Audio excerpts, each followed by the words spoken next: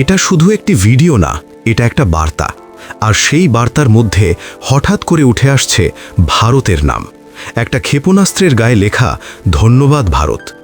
কিন্তু প্রশ্ন হলো, কেন ইরান ক্ষেপণাস্ত্রে ভারতের নাম লিখবে? এটা কি সত্যিই কৃতজ্ঞতা, নাকি একেবারে অন্য কিছু? ভাবুন তো, একটা ক্ষেপণাস্ত্র আকাশে ছুটে যাচ্ছে আর তার গায়ে লেখা ধন্যবাদ ভারত। শুনতে অদ্ভুত লাগে, তাই না? কিন্তু সাম্প্রতিক কিছু ভিডিওতে ঠিক এই দৃশ্যই দেখা গেছে। ইরান দাবি করছে তারা তাদের ৮৩তম ওয়েভ ক্ষেপণাস্ত্র হামলা চালিয়েছে। এই হামলাগুলো শুধু একটা দেশকে লক্ষ্য করে নয়, ইসরায়েল, মার্কিন ঘাঁটি এবং মধ্যপ্রাচ্যের বিভিন্ন মার্কিন সমর্থিত অঞ্চল সবই এর মধ্যে রয়েছে। কিন্তু এখানেই আসে সবচেয়ে চমকপ্রদ বিষয়। এই হামলাগুলোর কিছু ভিডিওতে দেখা যাচ্ছে ক্ষেপণাস্ত্রের গায়ে লেখা হচ্ছে বিভিন্ন দেশের নাম। ধন্যবাদ জার্মান জনগণ, ধন্যবাদ পাকিস্তান, ধন্যবাদ স্পেন, এমনকি ধন্যবাদ ভারত। এখন প্রশ্ন হলো, ভারত কি সত্যিই ইরানকে সমর্থন করছে? সোজা উত্তর না। ভারত বরাবরই একটি নিরপেক্ষ এবং শান্তিপন্থী অবস্থান নিয়েছে। একদিকে ভারতের সাথে ইসরায়েলের কৌশলগত সম্পর্ক রয়েছে, অন্যদিকে ইরানের সাথেও ঐতিহাসিক ও অর্থনৈতিক সম্পর্ক আছে। তাহলে ইরান কেন ভারতের নাম ব্যবহার করছে? আসল খেলাটা এখানে, ন্যারেটিভ ওয়ারফেয়ার, অর্থাৎ আখ্যানমূলক যুদ্ধ। ইরান চেষ্টা করছে বিশ্বকে দেখাতে, দেখো, বিশ্বের বড় বড় দেশ, বিশেষ করে জনবহুল দেশগুলো আমাদের পাশে আছে। চীন তো প্রকাশ্যেই ইরানের পাশে, কিন্তু ভারত সরাসরি সমর্থন না দিলেও কিছু মানবিক পদক্ষেপ, যেমন ইরানি জাহাজকে উদ্ধার করা বা কূটনৈতিক শোকাবার্তা, এসবকে ইরান নিজেদের পক্ষে প্রচারণায় ব্যবহার করছে।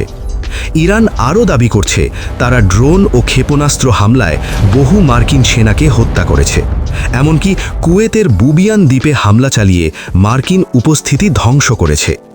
কিন্তু এখানে একটা গুরুত্বপূর্ণ বিষয় হলো, এই ধরনের দাবির অনেকটাই স্বাধীনভাবে যাচাই করা কঠিন। এগুলো হতে পারে বাস্তব, আবার হতে পারে মনস্তাত্ত্বিক যুদ্ধের অংশ, যেখানে উদ্দেশ্য হলো শত্রুকে ভয় দেখানো এবং নিজেদের শক্তি বাড়িয়ে দেখানো। এই মুহূর্তে ইরানের প্রধান লক্ষ্য কি? যুক্তরাষ্ট্রকে মধ্যপ্রাচ্য থেকে সরিয়ে দেওয়া। কুয়েত, কাতার, সৌদি আরব, ইউএই, এই সব জায়গায় মার্কিন ঘাঁটি রয়েছে। ইরান বারবার বলছে এই ঘাঁটিগুলো বন্ধ করতে হবে। আর কিছু ক্ষেত্রে দেখা যাচ্ছে মার্কিন সেনারা কিছু ঘাঁটি থেকে পিছু হটছে। কিন্তু এর মানে এই না যে ইরান জিতছে, কারণ অন্যদিকে ইরানের অর্থনীতি ধ্বংসের মুখে, অবকাঠামো ক্ষতিগ্রস্ত, সাধারণ মানুষ সবচেয়ে বেশি ভুগছে। যুদ্ধের সবচেয়ে বড় মূল্য দেয় সবসময় সাধারণ মানুষই, এটা এখানেও সত্যি। কিন্তু প্রশ্ন করতে পারেন, কেন পাকিস্তান, স্পেন, জার্মানি আর ভারত? চলুন দ্রুত বুঝে নেওয়া যাক। পাকিস্তান এখনও সরাসরি ইরানের বিরুদ্ধে সামরিক পদক্ষেপ নেয়নি। স্পেন ইরান বিরোধী যুদ্ধের সমালোচনা করেছে। জার্মানি বলেছে এটা আমাদের যুদ্ধ নয়। ভারত নিরপেক্ষ থেকেও মানবিক সহায়তা দিয়েছে। এই সব কিছু মিলিয়ে ইরান একটা ছবি তৈরি করছে, বিশ্ব আমাদের বিরুদ্ধে না, বরং আমাদের পাশে। কিন্তু বাস্তবে এটা পুরোপুরি সত্যি নয়। ভবিষ্যতে কি হতে পারে? ইরান দাবি করছে তাদের সবচেয়ে আধুনিক ক্ষেপণাস্ত্র এখনও ব্যবহারই হয়নি। যদি সেটা সত্যি হয়, তাহলে আগামী দিনগুলোতে সংঘাত আরও ভয়ঙ্কর হতে পারে।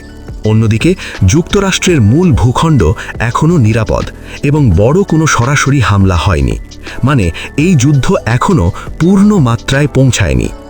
এই পুরো ঘটনাটা আমাদের একটা জিনিস স্পষ্ট করে দেয়, যুদ্ধ শুধু মাটিতে হয় না, যুদ্ধ চলে মানুষের মাথার ভেতরেও। ক্ষেপণাস্ত্রের গায়ে ধন্যবাদ ভারত লেখা এটা শুধু একটা বাক্য না, এটা একটা বার্তা, একটি প্রোপাগান্ডা, একটি মনস্তাত্ত্বিক চাল।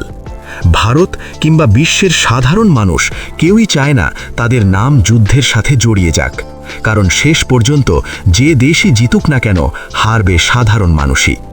এখন প্রশ্ন আপনার কাছে, আপনার কি মনে হয় ইরান সত্যিই শক্তি দেখাচ্ছে, নাকি শুধু প্রোপাগান্ডা দিয়ে বিশ্বকে প্রভাবিত করার চেষ্টা করছে?